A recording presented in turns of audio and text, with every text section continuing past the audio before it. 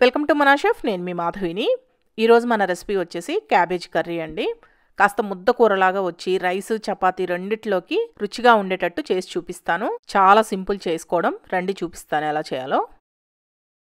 ఈ క్యాబేజ్ కూర కోసం నేను ఇక్కడ 1/2 kg క్యాబేజ్ తీసుకున్నానండి. ఈ క్యాబేజ్ని నేను హాఫ్ వేసుకుంటున్నాను, అంటే సగం వరకు తీసుకున్నాను. అంటే 250 గ్రాముల నుంచి 300 దాకా ఉంటుంది నేను తీసుకునే క్యాబేజీ. సగం కట్ చేసి పక్కన పెట్టుకున్నాను. ఇలా తీసుకున్న క్యాబేజ్ని నేను ఇక్కడ చూపించినట్లు సన్నగా కట్ చేసుకోండి. మీకు ఎంత వీలైతే అంత సన్నగా కట్ చేసుకోండి.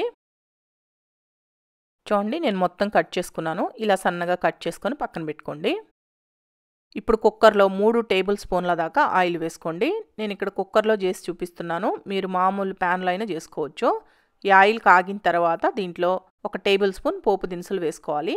ఆవాలు, జీలకర్ర, శనగపప్పు, మినపప్పు అన్నీ కలిపి తీసుకున్నాను నేను. ఆవాలు చిట్పట్లాడిన దాకా వేయించండి.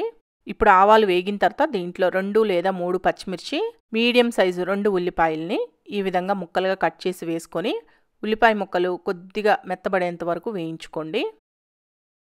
ఉల్లిపాయ ముక్కలు ఇలా వేగేటప్పుడే దీంట్లోనే 1 టీ స్పూన్ ఉప్పు, 1/2 టీ స్పూన్ పసుపు, 1 రెమ్మ కరివేపాకు వేసుకొని వేయించుకోండి. ఈ ఉల్లిపాయ ముక్కలు ఇలా కాస్త మెత్తబడేంత వరకు వేగిన తర్వాత దీంట్లో 1 టీ స్పూన్ దాకా అల్లం వెల్లుల్లి పేస్ట్ కూడా వేసుకొని ఈ అల్లం వెల్లుల్లి పేస్ట్ అనేది పచ్చి వాసన పోయేంత వరకు వేయించుకోండి. ఇప్పుడు అల్లం వెల్లుల్లి పేస్ట్ బాగా వేగిన తర్వాత దీంట్లో మనం ముందుగా కట్ చేసి పెట్టుకున్న క్యాబేజీ మొత్తాన్ని వేసుకొని ఫ్లేమ్ని లో టు మీడియంలో పెట్టి ఇలా కలుపుతూ ఒక 3-4 నిమిషాలన్నా వేయించండి.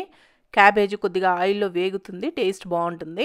అలాగే క్యాబేజ్ని ఇలా ఆయిల్లో మగ్గించడం వల్ల స్మెల్ అనేది చాలా వరకు తగ్గుతుందండి. కొంతమంది క్యాబేజీ స్మెల్ మాకు నచ్చదు అని చెప్తుంటారు కదా, అలాంటి వాళ్ళకి ఇలా కొద్దిగా సేపు ఆయిల్లో వేయించి చేయండి, బాగుంటుంది.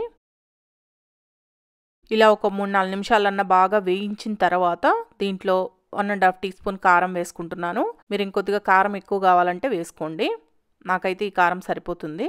ఈ కారం కూడా వేసిన తర్వాత మొత్తం బాగా కలిసేటట్టు కలపండి. 1 నిమిషం పాటు కలుపుతూ వేయించండి మళ్ళీ. ఇప్పుడు కారం కూడా వేసి 1 నిమిషం పాటు వేగిన తర్వాత పెద్ద సైజు 3 టమాటాలని ఇలా ముక్కలుగా కట్ చేసి వేసి మొత్తం బాగా కలిసేటట్టు కలిపాను. కలిపిన తర్వాత దీంట్లో 1/2 టీ గ్లాస్ నీళ్లు పోస్తున్నానండి. మీరు కావాలంటే నీళ్లు పోసుకోకుండా టమాటా ముక్కలు వేసిన తర్వాత బాగా కలిపి సిమ్లో పెట్టి మూత పెట్టి బాగా మగ్గించేసుకున్నా కానీ టేస్ట్ బాగుంటుంది. నేనైతే ఇలా చేసి చూపిస్తున్నాను. ఇప్పుడు కుక్కర్కి మూత పెట్టి 2 విజిల్స్ రానివ్వండి మీడియం ఫ్లేమ్లో. ఇప్పుడు 2 విజిల్స్ వచ్చి ప్రెషర్ మొత్తం పోయిన తర్వాత బాగా ఉడికుంటుంది. మొత్తం బాగా కలిసేటట్టు కలుపుకోండి. లైట్గా వాటర్ ఉంది కదండి, ఆ వాటర్ మొత్తం ఇంకిపోయేదాకా మళ్ళీ ఉడికించుకోవాలి. ఇలా ఉడికేటప్పుడే దీంట్లోనే 2 టీ స్పూన్లు ధనియాల పొడి, 1 టీ స్పూన్ జీలకర్ర పొడి, మీ రుచికి సరిపడా సాల్ట్ వేసుకొని మొత్తం బాగా కలిసేటట్టు కలిపి ఫ్లేమ్ని లో టు మీడియంలో పెట్టి ఉడికించండి. కొద్దిగా ఆయిల్ సపరేట్ అవుతుంది మీకు, అలా వచ్చిన దాకా ఉడికించుకోండి. ముద్ద కూరలాగా దగ్గరగా అవ్వాలి.